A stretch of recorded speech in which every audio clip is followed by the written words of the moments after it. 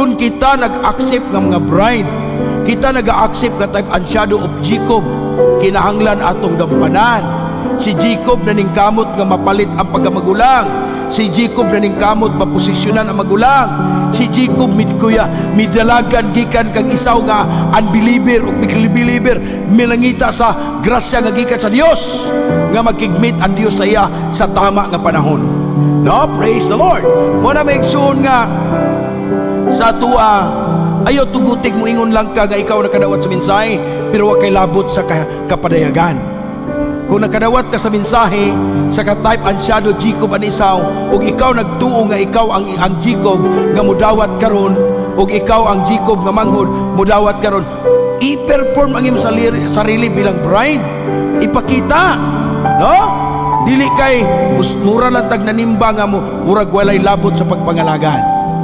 Doon na tayo gampanan, doon na tayo obligasyon, hapit ta sa itong panimbahon. Dunay lana nga makita sa itong kaugalingon, o dunay gitawag nga bino nga nag-stimulate sa lana.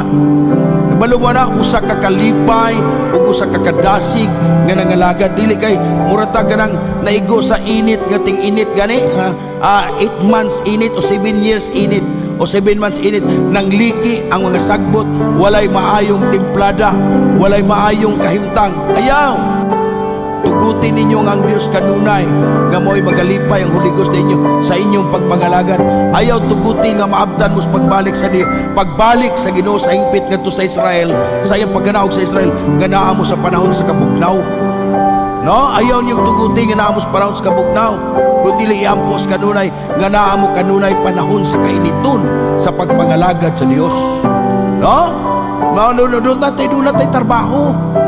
Dili kay bride ko, asa mo ko, bilong ko sa Bunawan Church, no? Taga Bunawan Church ko, bride ko.